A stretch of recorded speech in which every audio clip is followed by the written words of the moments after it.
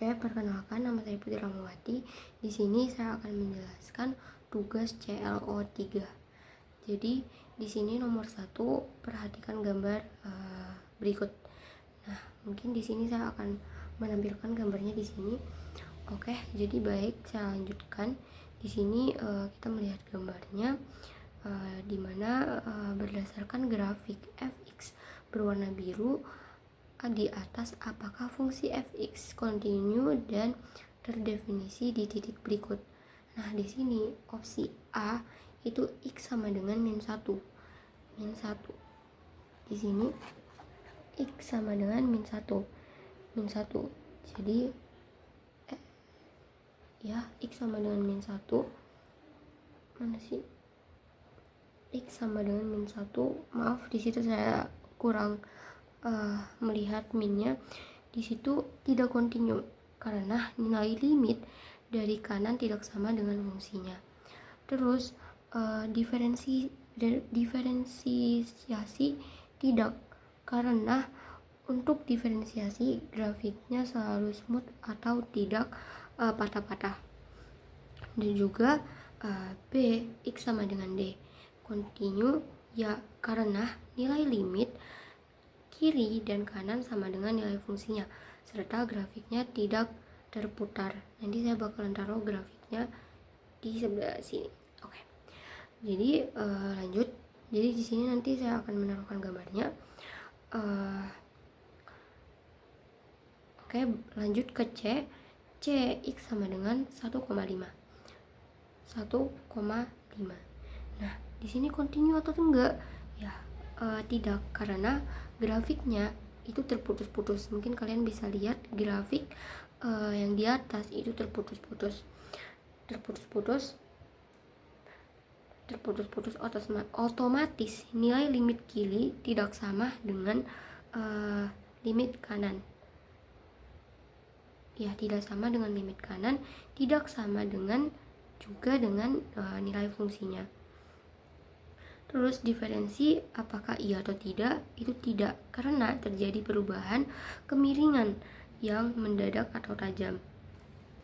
Oke, baik, saya akan melanjutkan nomor 2.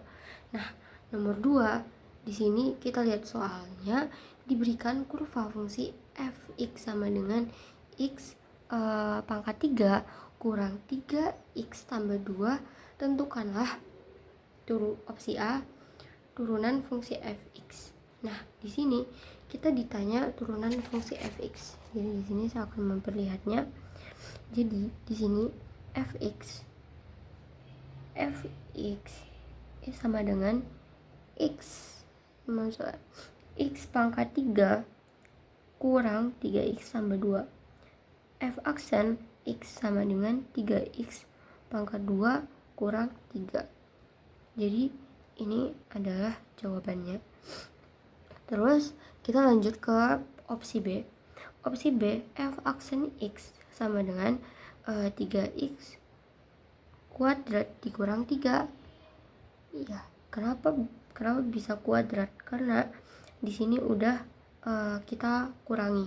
Jadi f aksen x itu sama dengan 1, terus sama dengan 3 dikalikan 1 kali 1, jadi tetap 1 kurang 3 dikali 1 kurang 3 sama dengan 0.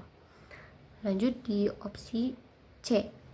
Terus C, f aksen 1 x tadi kita ketahui itu adalah 1. Nah, jadi tetap hasilnya itu bakalan tetap 0, karena y kurang y1 sama dengan m x kurang x1, terus y kurang 0 sama dengan 0. Tadi kan kita dapat 0 di sini ya. Terus jadi x kurang 1 sama dengan 0, karena tadi x-nya dia x tadi kan 1. Jadi 1 dikurangi 1 jadi 0. Oke, tadi lanjut di opsi D. Nah, opsi D, y kurang y1 sama dengan min 1 per m. Terus dikalikan dengan x kurang x1. Jadi y sama dengan 0, karena di opsi sebelumnya itu kita mendapatkan x itu 1, dan Y itu 0. Jadi mau tidak mau hasilnya ya tetap oke. Lanjut nomor 3. Nah, nomor 3 di sini kita ketahui soalnya suatu benda bergerak mengikuti lintasan Fx sama dengan 1/3 X pangkat 3 kurang 1/2 X kuadrat dikurangi 2X tambah 1. Jadi di sini opsi pertama, kapan benda tersebut bergerak naik. Jadi di sini kita ketahui F aksen X sama dengan X kuadrat kurang X kurang 2. Jadi 0 sama dengan X kuadrat kurang X kurang 2. 0 di sini 0 di ruas kanan sama dengan X kurang 2 kali X tambah 1. Di sini kita memfaktorkan terlebih dahulu. Jadi X sama dengan 2 jadi dan X sama dengan min 1. Nah, di sini kita mendapat min 1, X sama dengan min 1 sama dengan dan X sama dengan 2. Jadi di sini sebelah sini itu adalah min 1 dan ini adalah min 2. Jadi wilayahnya itu kita mendapatkan positif minus sama positif. Jadi benda bergerak naik. Jadi tadi pertanyaan kapan benda tersebut bergerak naik. Jadi benda bergerak naik pada selang min tahingga dan min 1 dan 2, tahingga. Lanjut di opsi B. Nah, benda B ini kan kapan benda tersebut bergerak turun. Jadi benda kita langsung saja benda bergerak turun pada selang min 1,2. Terus lanjut di opsi ke C. Fx sama dengan 2x kurang 1. Jadi 0 x kan 0 sama dengan 2x kurang 1. Jadi 1/2 sama dengan x. Jadi x itu sama dengan 1/2. Jadi 1/2 wilayahnya itu adalah min sebelah kanan yang minus.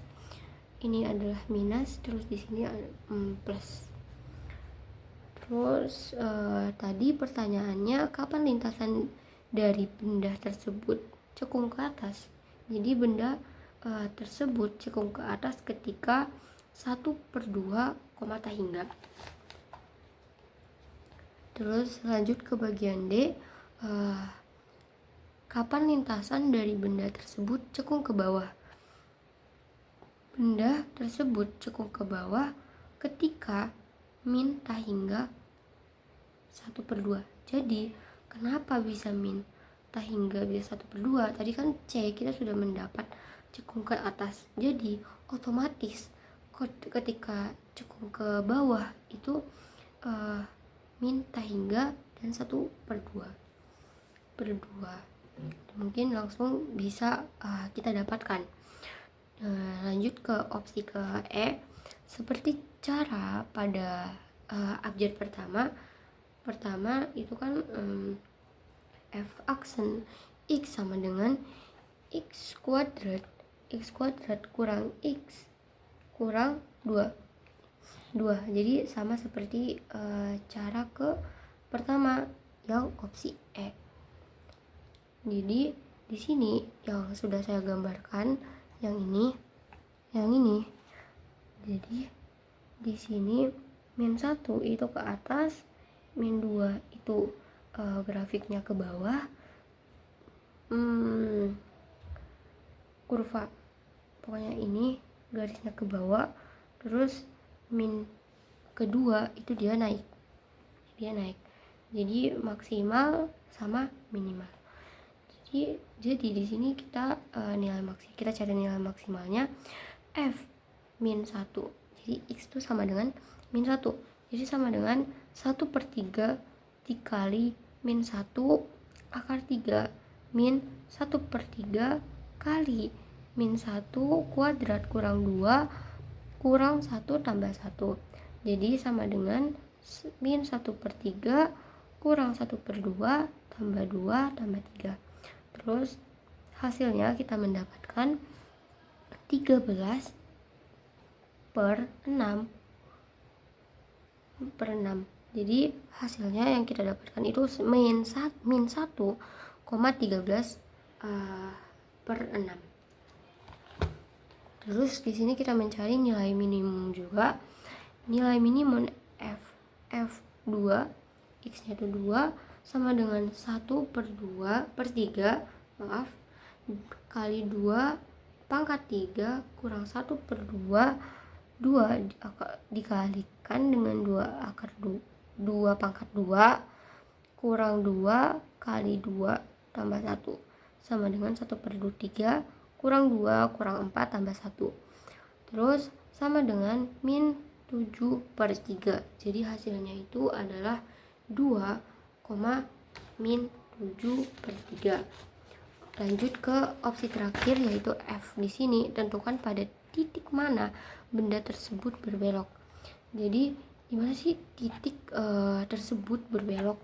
Jadi titik berbelok itu di sini kita mengetahui bahwa F X sama dengan 2X kurang 1. Nah, di sini kita mendapatkan hasilnya itu sama dengan 2. Sama dengan 2. Di sini maaf di situ saya tidak melihat. Di sini kita mendapatkannya X sama dengan 2. Jadi sebelah kanan itu adalah min dan sebelah kiri saya itu adalah plus. Jadi di mana sih titik mana benda tersebut berbelok? Di titik X sama dengan 2 terjadi perubahan kecekungan dan F2 sama dengan 3, maka 2,3 merupakan titik belok. Jadi titik beloknya berada di 2,3. Oke, sekian dari saya. Terima kasih.